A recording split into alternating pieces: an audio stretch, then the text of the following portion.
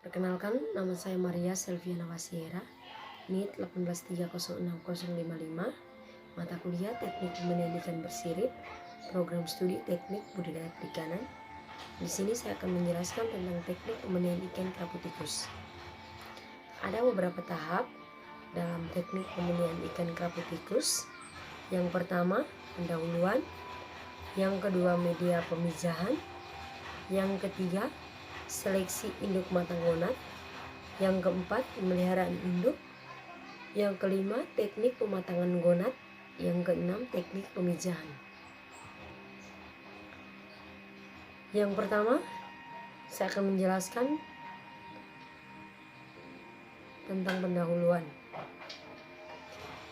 Ikan kerapu tikus dalam bahasa Latin Chromileptes altives merupakan ikan hias sewaktu masih berukuran benih dengan nama paterfish. Setelah menjadi ikan konsumsi, ikan ini merupakan salah satu jenis ikan yang bergengsi untuk dikonsumsi sehingga harga di pasaran relatif tinggi. Jumlah induk ikan kerapu kurang lebih 40 ekor dalam satu bak. Ukuran konsumsi ikan kerapu tikus ukuran kecil 4-5 cm. Laku dijual dengan harga 7.000 per ekor, sedangkan ukuran konsumsi dengan berat 400-600 gram per ekor laku dijual di pasar lokal dengan harga 30.000 sampai 350.000 per kilogramnya. Harga ikan kerapu tikus merupakan ikan yang harga pasarannya yang paling mahal, yang mencapai 300.000 per ekor, dan untuk benih, harga benih dengan 1.500 per sentimeternya. Yang kedua, saya akan menjelaskan tentang media pemijahan. Seperti yang kita ketahui, media pemijahan di situ ada dua. Yang pertama, bak beton. Yang kedua, keramba jaring apung. Yang pertama, bak beton dengan bentuk bulat berukuran diameter 10 meter dengan kedalaman 3 meter. Hal ini bertujuan untuk mempermudah dalam operasional dan sirkulasi air. Bak dilengkapi dengan pipa inlet dan outlet. Bak dicuci menggunakan kaporit sebanyak 500 gram yang dilarutkan menggunakan 10 liter air tawar. Siram secara merata di bagian dinding dan dasar bak. Kemudian bak didiamkan selama 1 hari untuk menghilangkan bau yang berasal dari kaporit. Media pemijahan yang kedua di situ keramba jaring apung dengan ukuran 3x3 meter dengan setiap lubang berisi 400 sampai 500 ekor benih ikan kerapu. Yang ketiga, seleksi induk matang gonat. Syarat induk yang siap pijah. Yang pertama, induk betina, perutnya terlihat buncit. Yang kedua, warna tubuh cerah. Yang ketiga, pergerakannya lambat. Sedangkan induk betina dapat dicirikan dengan membesarnya bagian perut ikan apabila disedot dengan alat kanilasi akan didapat butiran telur. Yang berikut, seleksi induk matang gonat pada ikan kerapu jantan. Yang pertama, pergerakannya lebih agresif daripada ikan kerapu betina. Yang berikut, jika diurut pada bagian perutnya, maka akan keluar cairan putih susu atau sperma. Yang keempat, saya akan menjelaskan tentang pemeliharaan induk. Yang pertama, manajemen kualitas air. Kisaran salinitas, suhu, dan pH pada bak induk masing-masing adalah 33 sampai 35 ppt. Sedangkan suhu 27 derajat sampai 30 derajat Celcius dan pH 7 sampai 8. Manajemen pakan. Pakan induk yang digunakan berupa ikan ruca atau ikan layang dan cumi.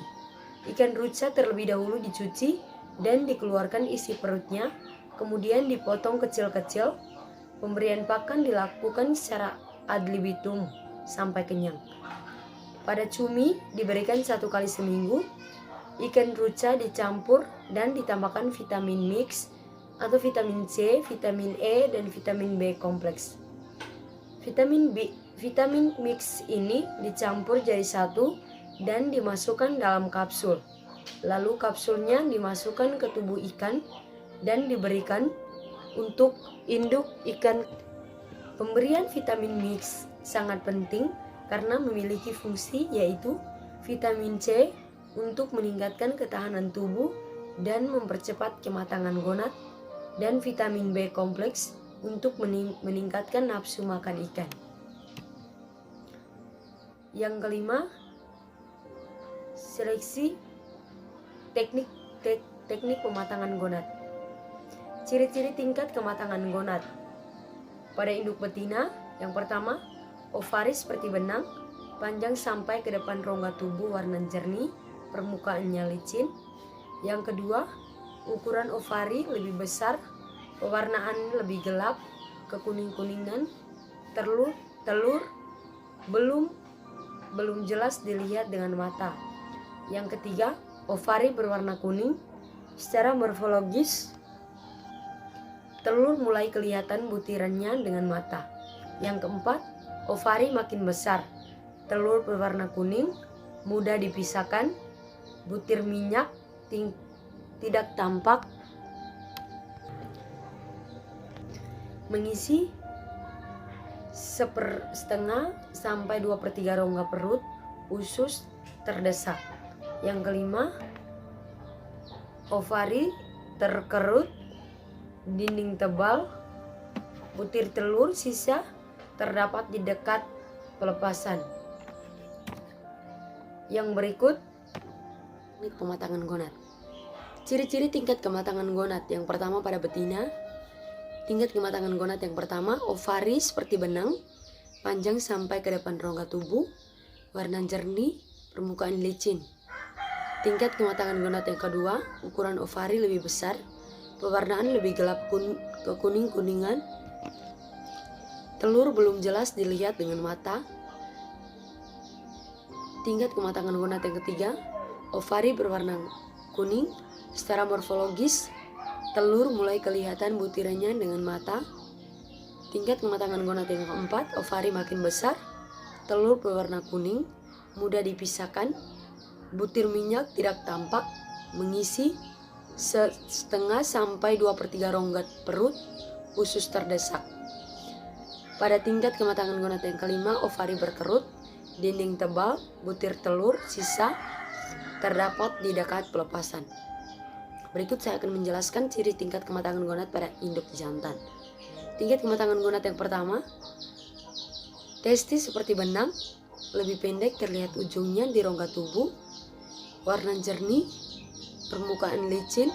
Yang kedua, ukuran testis lebih besar, pewarnaan lebih putih seperti susu, bentuk lebih jelas daripada tingkat kematangan gonad yang pertama.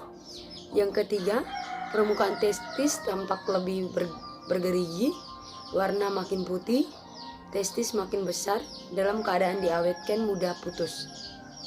Tingkat kematangan gonad yang keempat, seperti pada tingkat kematangan 3, tampak lebih jelas dan testis makin pejal. Tingkat kematangan gonad yang kelima, testis bagian belakang kempis dan bagian dekat pelepasan masih berisi. Saya akan membahas tentang teknik pemijahan. Pemijahan dilakukan secara massal dengan perbandingan jumlah induk jantan dan induk betina, yaitu 1:3, dengan pada tebar kurang lebih 40 ekor dalam satu bak pemijahan. Proses pemijahan berlangsung pada malam hari secara alami, yaitu terlihat dari tingkah laku ikannya mulai dari jam 4 sore. Ikan jantan akan berputar-putar mengelilingi induk betina, nafsu makan ikan berkurang, dan ikan cenderung berada di permukaan air, dan induk jantan akan terus menempel pada ikan betina.